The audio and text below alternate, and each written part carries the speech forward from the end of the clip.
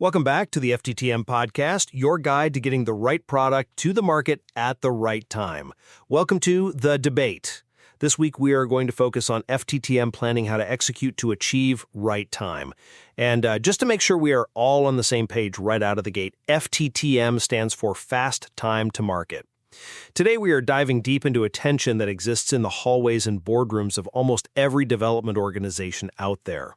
Oh, absolutely. It is everywhere. It is. It's that constant grinding conflict between leadership's need for aggressive timelines, which are, inevitably driven by investors, boards, and rigid market windows, and the actual ground-level reality experienced by the subject matter experts, the people who actually have to build the thing. The ones doing the heavy lifting. Top-down scheduling and visionary targets aren't just, management styles. They are absolutely essential forcing functions. Without them, I argue, you simply cannot overcome the natural built-in conservatism of technical teams, and as a result, you will miss your critical market windows. And I come at it from a different way entirely. I'll be arguing that imposing those business targets as if they were actual development plans is a fundamental management failure. It completely destroys team motivation, and worse, it drives the actual truth of your timeline underground. I firmly believe, and the data backs this up, that true, sustainable speed requires participatory, truth-based scheduling. Well, let's jump right in, because we need to establish the undeniable reality of market windows first. When you look at the Ladderworks research, the data is incredibly unforgiving on this point. If your main competitor is shipping a disruptive new product in Q3 and you allow your team to meticulously, comfortably plan your development to ship in Q1 of the following year, getting that schedule right simply means you perfectly timed your own market failure. Mm-hmm. There are absolute, genuine cases where speed matters exponentially more than precision. The cost of being late vastly exceeds the cost of cutting corners or pushing a team to its absolute limit. And look, we have to be honest about human nature here. Engineers, scientists, technical professionals, they naturally pad their estimates. Padding is a strong word. But it's true. They've been burned before by unexpected bugs or supply chain issues, so they instinctively account for worst-case scenarios. If you leave a technical team entirely to their own devices, they will produce a schedule that is comfortable, not ambitious. External pressure is a strict requirement to push an organization beyond its comfort zone. Furthermore, the empirical evidence shows that stretch goals produce stretch results. If leadership aims for 100 and the team hits 80, you have still yielded a far better operational outcome than if you comfortably aimed for 60 and hit 60. Okay, that is a compelling argument. But have you considered that your entire premise relies on a fundamental category error? A category error? How so? Well, the core flaw in leadership's approach here is confusing a target with a plan. These are two completely different operational concepts. A target is a wish driven by business needs. It sounds like, we must launch by September to beat the competition. A plan, however, is a reality-based forecast of sequential work, resources, and dependencies. It sounds like, based on the physics of the work required, we will finish by December. If we apply Ladderworks best practices here, we can see clearly that imposing a target does not magically erase that 3-month time gap. You can't just shout September and make the December reality disappear. It simply forces the gap underground. But forcing the gap underground assumes the team can't rise to the occasion. It assumes they just give up. No, it assumes they will act out of self-preservation. When subject matter experts realize that their honest, experience-based assessments are being rejected by leadership, they adapt. They start fabricating their schedules to match the mandate. They strip out all the necessary contingency. They assume perfect, best-case scenarios for every single task, and they completely stop raising red flags because they don't want to be labeled as, not a team player or a bottleneck. Right. So what happens? The schedule on paper becomes pure fiction. And the exact moment that schedule becomes fiction, it completely strips leadership of their most vital tool, the ability to actually see reality and strategically manage the project. You cannot manage a 3-month gap that you refuse to acknowledge exists. I see why you think that. But let me give you a different perspective on what leadership actually entails, particularly in what we might call the VC world mindset. because we cannot ignore the realities of funding and executive momentum. Leaders, especially founders or CEOs who are raising capital, are rewarded for their vision. They are actively rewarded by the market for making bold claims, setting aggressive timelines, and displaying unwavering confidence. Sure, out in the market. Yes, but that is what secures the funding that allows the development team to even have a budget to build this product. You cannot have a CEO walk out of a high-stakes board meeting radiating absolute urgency and promising a Q3 revolution, and then walk into the engineering department and casually accept a comfortable padded Q1 timeline. That urgency has to be translated to the team to prevent complacency. The visionary mindset says, don't tell me why it can't be done. Tell me what we need to do differently to make it happen. If you don't bring that unyielding reality distortion field to the development team, you lose the momentum that drives innovation in the first place. I'm sorry, but I just don't buy that. Let me tell you why. Bringing that reality distortion field into the development room is exactly what destroys the honest communication you need to actually build the thing. We have all been in that room. The CEO walks in, hyped up from a board meeting, radiating this massive visionary energy, and demands the product by Q3. The engineers just nod, look at their shoes, and the minute the CEO leaves, they roll their eyes and start working on their fictional spreadsheets. The Ladderworks research explicitly discusses the necessity of compartmentalization here, what is referred to as the two worlds principle. Right. The idea that leaders have to wear different hats. Exactly. But it's more than just hats. It's entirely different operating systems. A leader must absolutely separate the VC world from the development world. Being visionary with investors is necessary, I grant you that. They are buying a vision of what could be, a projection of future value. But when that leader crosses the threshold into the development team space, they have to shift gears and live in reality. They have to deal with the physics of the work. If a CEO conflates the two and insists that the visionary timeline they just sold to the board is the concrete development plan for the engineers, they fail on both fronts. Meaning they miss the target? Yes. They won't get the investment confidence they want because they will inevitably miss those promised dates. And they won't get the development velocity they need because their team has completely stopped telling them the truth. The persuasive reality-bending skills that make a great fundraiser are the precise skills that destroy honest communication inside an execution team. That's an interesting point, though. I would frame it differently.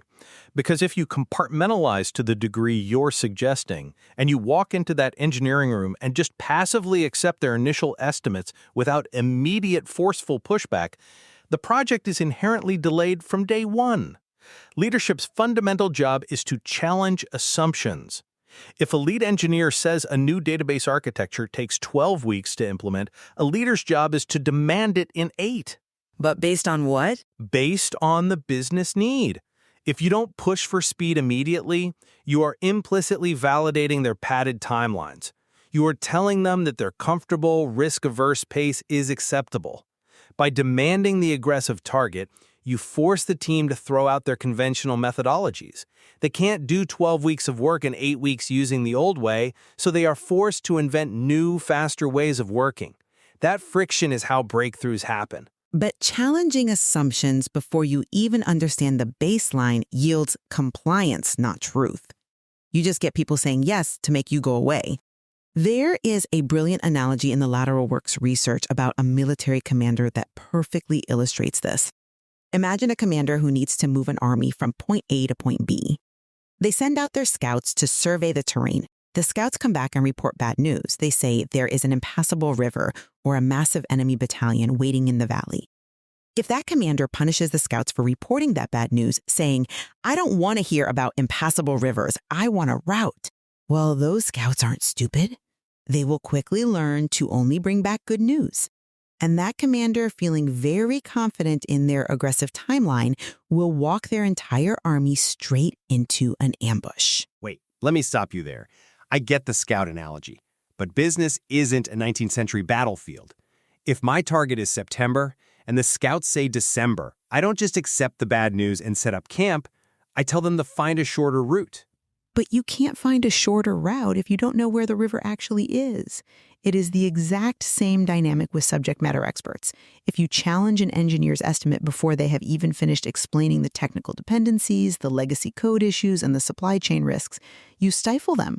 You must ask them to describe what they are doing without putting any constraints on them first. Just listen. Let them lay out the terrain.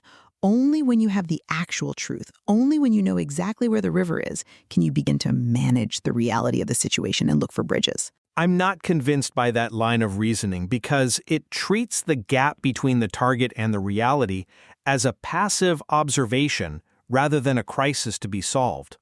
Let's stick with our timeline. The target is September, and your scouts come back having laid out all their dependencies, and they say it's December. That gap, those 3 months, should force immediate, aggressive, top-down restructuring. It shouldn't just be an accepted piece of data that we all stare at.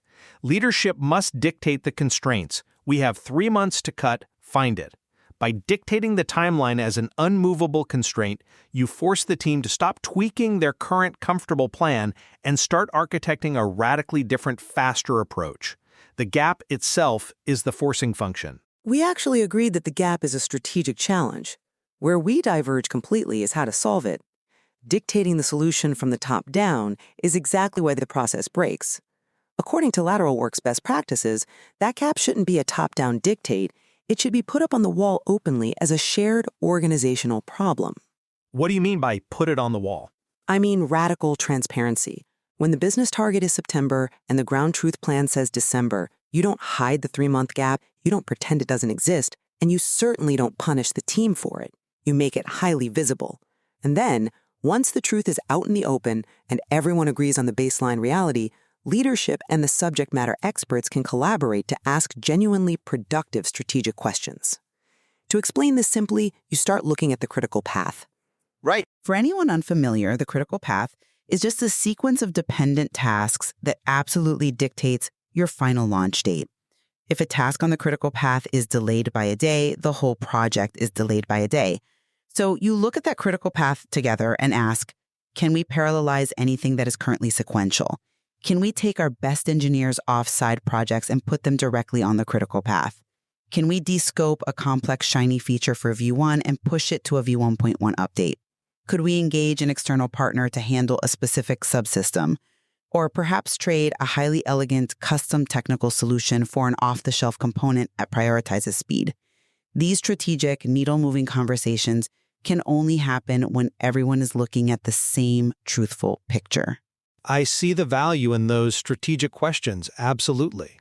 But if the schedule is just an open debate, where is the urgency? The urgency comes from the visible gap. If the schedule is fabricated because leadership forced the top-down mandate of September, none of those strategic conversations occur. Why? Because on paper, there is no gap to close.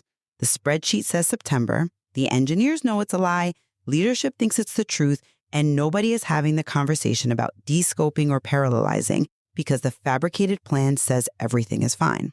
Okay, but I maintain that professionals will execute a mandated plan, even an incredibly uncomfortable one, if the organizational vision is strong enough. You're underestimating the drive of top-tier talent. If the stakes are high and the leadership has clearly communicated why September is an existential necessity for the business, maybe a competitor is launching or runway is running out, a team of high-performing subject matter experts will fall in line and execute. They will find those efficiencies you mentioned because the mandate requires it. The pressure itself is what engages their professional pride. They want to do the impossible. That assumes human psychology operates like a machine, and decades of organizational psychology prove otherwise. This brings us to what I consider the great paradox of imposed schedules. Forcing a date on a team actually destroys the very motivation they need to try and beat it. The research details the profound difference between ownership and imposition. Let's break this down to a human level. When a schedule is imposed from the top down, the team becomes passive. They are simply order takers executing someone else's plan. If the project fails, it's not their failure. It's the failure of the CEO who set an unrealistic expectation. Even worse, because they know the schedule's already a fiction, they completely stop optimizing. You really think they just stop? Absolutely. Think about it. Why would an engineer bust their back working late to find a clever way to shave 2 weeks off a 12-week task if leadership has already mandated it should only take 8 weeks? They know they're going to fail on paper anyway, so they just clock out at 5 p.m. You've killed their drive. That's a rather pessimistic view of high performers. You don't think they'll still try to innovate just out of a personal desire for excellence? It's not pessimistic. It's just the reality of burnout and misaligned incentives. Now look at the inverse, which is what happens when teams actually own the plan. When subject matter experts are allowed to build the truth-based plan, their professional reputation is inherently tied to it. Their pride is on the line. They make a personal commitment to their peers. And when obstacles arise, they actively seek opportunities to pull the schedule forward. The frameworks we are analyzing highlight a massive phenomenon known as schedule innovation. Give me an example of that in practice. There's a documented case study of a major industrial manufacturing team. They were building a highly complex hardware product.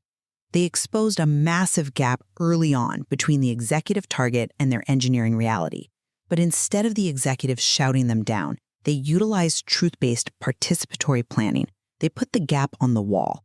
And because the engineering team owned the solution and felt psychologically safe, they began innovating their own schedule. They found parallel paths leadership never would have thought of. The result? They actually produced their first product 2 weeks earlier than even the original accelerated executive target. They beat the timeline because they were fully engaged in solving the puzzle, rather than resisting an impossible dictated order. When people own their schedules, they relentlessly optimize them. When they are handed their schedules, they abandon them. I will concede that ownership is an incredibly powerful motivator. The psychology there makes sense. But let me push back on the idea that schedule innovation only happens in a purely bottom-up, psychologically safe environment. The concept of aiming for 100 and hitting 80 still strongly applies here. Let's look at the math of it. Even if a team optimizes a conservative, truth-based plan and beats it by 2 weeks, like your manufacturing example, they might only be hitting a 70 on a scale of absolute maximum organizational output. Right. Whereas a team struggling under the crushing weight of a top-down mandate of 100 might completely fail to hit that 100. But their chaotic, panicked, all-hands-on-deck sprint gets them to an 85. The sheer audacity of the top-down goal forces the organization to break its own rules, bypass its own sluggish bureaucracy, and operate at a clock speed they literally didn't know they were capable of.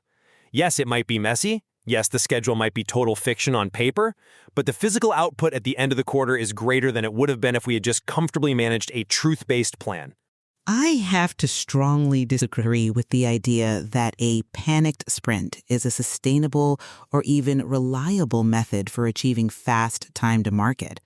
The Lateral Work's best practices heavily emphasize using a disciplined weekly refresh process to continuously pull time out of the plan. It's methodical. Look, early estimates are always the least accurate. As Project Scoop clarifies and initial risks retire, time comes out of the schedule naturally. But that only happens if the team feels safe enough to volunteer those improvements. In a culture of top-down mandates and panic, efficiency is hidden. If an engineer finds a faster way to do something, they will keep it to themselves as a buffer against the next impossible demand from leadership. The chaotic sprint methodology you are describing might squeeze out a short-term burst of speed on a single isolated task, but it utterly destroys the systemic predictability required to coordinate a complex product launch. How so? Because you cannot align marketing, sales, supply chain, and external partners around a chaotic sprint. Marketing needs to buy ad space. Sales needs to brief clients. If engineering is just running blindly toward an impossible target, producing a fictional schedule, marketing has no idea when to actually launch the campaign. You need a reliable forecast, not just maximum physical exertion. That is a highly fair critique regarding systemic predictability. Marketing and sales do need to know when the train is arriving. However, we have to acknowledge that predictability isn't always the ultimate goal. Sometimes survival is. If the market window closes, predictability doesn't save the company. A perfectly predictable launch of an irrelevant product is still a failure. The forcing function of a top-down target ensures that the entire organization understands the existential threat of being late. It aligns everyone not around a comfortable forecast, but around a necessary objective. It demands that they find those descoping opportunities, that they demand those external partners step up, and that they ruthlessly trade elegance for speed. Without the mandate, the natural tendency of brilliant technical people is to polish the product until it's an absolute work of art, rather than shipping it when it's actually needed by the market.